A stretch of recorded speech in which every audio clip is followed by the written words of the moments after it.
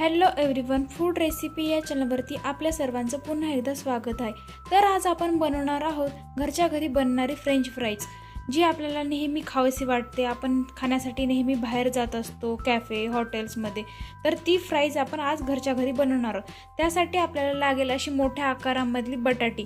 ही बटाटी सर्वप्रथम स्वच्छ धुवून घ्यायची आहे, थोडीशी तुरटी पण लागेल आणि एका बाउलमध्ये पाणी। सर्वप्रथम आपण ही तुरटी या बाउलमधल्या पाण्यामध्ये टाकून घेऊया आणि 5 मिनिटं हे पाणी असंच ठेवूया। तोपर्यंत आपण या बटाट्याची साल काढून घेऊया। अशा प्रकारे आपण ही बटाट्याची साल काढून घेणार आहोत। व्यवस्थित साल काढून घ्यायची, जसं मी व्हिडिओमध्ये दाखवत आहे तशा प्रकारे छान साल काढून घ्या। पांढरा शुभ्र बटाटा करून घ्या। हे पहा, मी सगळ्या बटाट्यांची साल काढून घेतलेली आहे। आता आपण हे बटाट्याचे इक्वल स्लाइसेस करून घेऊया फ्राईजसाठी। सर्वप्रथम याला असं स्क्वेअर मध्ये कट करून घ्या। पूर्ण भाग साइडचा एक्स्ट्रा पोर्शन कट करून घ्या आणि याचे छान स्लाइसेस करून घ्या। जसं मी व्हिडिओमध्ये दाखवत आहे अगदी तसंच करून घ्यायचे। आता या स्लाइसेसला बारीक बारीक परत कट करून घ्या उभ्या आकारामध्ये।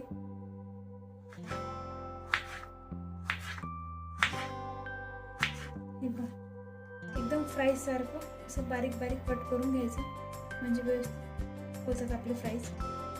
त्याच प्रकारे रिमेनिंग बाकीचे सगळे कट करून घ्या। हे पहा, याच्यात छान स्लाइसेस करून तयार आहेत। आता आपण हे स्लाइसेस तुरटीच्या पाण्यामध्ये टाकू। हे पहा, आलूचे स्लाइसेस छान असं कट करून झालेले आहेत। आता आपण हे तुरटीच्या पाण्यामध्ये 5 ते 10 मिनिटं टाकून घेऊ। तुरटीच्या पाण्यामध्ये टाकण्याचं कारण हेच आहे की हे बटाट्याला एकदम छान असा पांढरा कलर येईल आणि आपले फ्राईज एकदम छान होतील। याचं टाकून घ्या तुरटीच्या पाण्यामध्ये। जास्त वेळ ठेवायची गरज नाही, 5 ते 7 मिनिटं ठेवलं तरी चालेल, म्हणजे आपल्या या बटाट्यांच्या स्लाइसला छान असा व्हाईट कलर येईल, काळी पडणार नाहीत। त्याच्यामुळे तुरटीच्या पाण्यामध्ये टाकून घ्यायची। तुरटीच्या पाण्यात टाकल्यामुळे यातला स्टार्च पण निघून जाईल आणि फ्राईज एकदम छान होतील। 5 ते 10 मिनिटच ठेवा अगदी।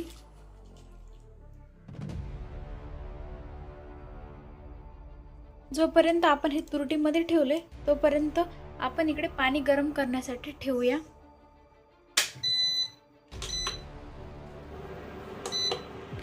आणि याच्यामध्ये खूप सारं मीठ टाकून घेऊया।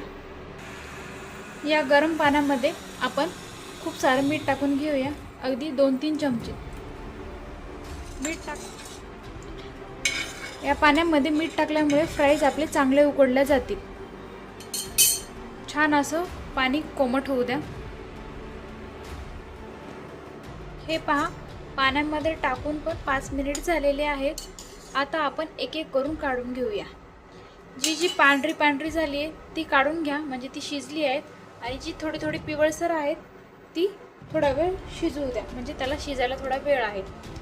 जी अशी पांढरी झालेत अशी चाळणीमध्ये काढून घ्या, म्हणजे याच्यातलं पाणी पण पूर्ण निचरून जाईल।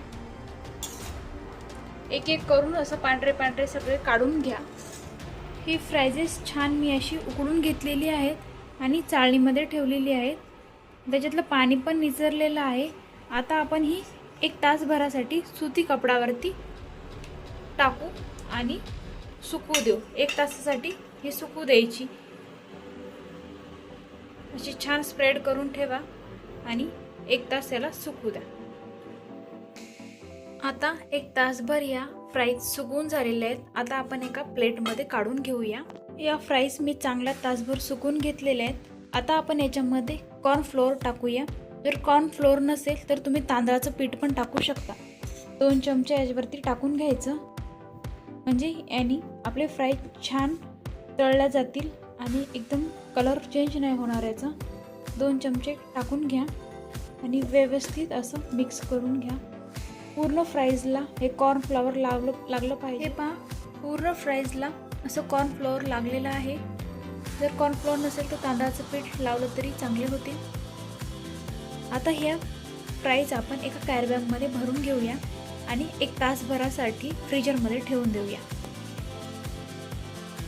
फ्रीजरमध्ये ठेवल्याच्या नंतर याला चांगला स्टिकनेस येईल आणि याचा कलर चेंज होणार नाही आणि आपल्या फ्राईज एकदम छान अशा कुरकुरीत होतील.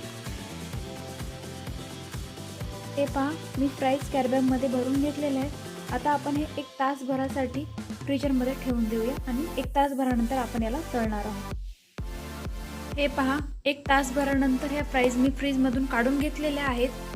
छान अशा फ्रीजमधून तयार झालेले आहेत घट्ट घट्ट असे फ्राईज. फ्रीजमधून काढून झाल्याच्या नंतर इथे तेल गरम करण्यासाठी ठेवलेलं आहे मी. तेल छान असं कडू द्या, त्यानंतर फ्राईज तळून घ्या. हे पहा, आपलं तेल तापलेलं आहे. तेल तापल्याच्या नंतर आपण हे फ्राईज याच्यात टाकून घेऊया आणि छान तळू द्या. जर तुम्हाला पांढऱ्या रंगामध्ये आवडत असेल तर थोडं थोडं तळल्यावर काढून घ्या. जर लालसर आवडत असेल तर थोडं लाल झाल्यास काढून घ्या.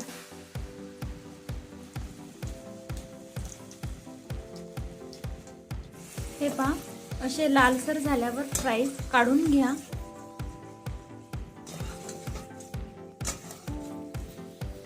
हे पहा, मला लालसर आवडतं म्हणून मी थोडं लालसर होऊ दिलेले आहेत.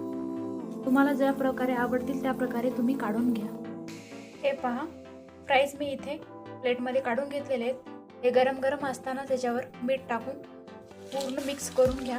गरम असताना मीठ टाकलं तर याची मिठाची कोटिंग छान बसेल फ्राईजवर आणि एकदम छान टेस्टी लागतील. जर तुम्हाला आवडत असेल तर तुम्ही यावरती पेरी पेरी मसाला टाकू शकता, म्हणजे ते आपले पेरी पेरी फ्राईज होतील. हे पहा, आपले फ्राईज तयार आहेत. तर कशी वाटली तुम्हाला ही घरगुती फ्राईज बनवायची रेसिपी? जर रेसिपी आवडली असेल तर व्हिडिओला लाईक, चॅनलला सबस्क्राईब करायला विसरू नका. धन्यवाद.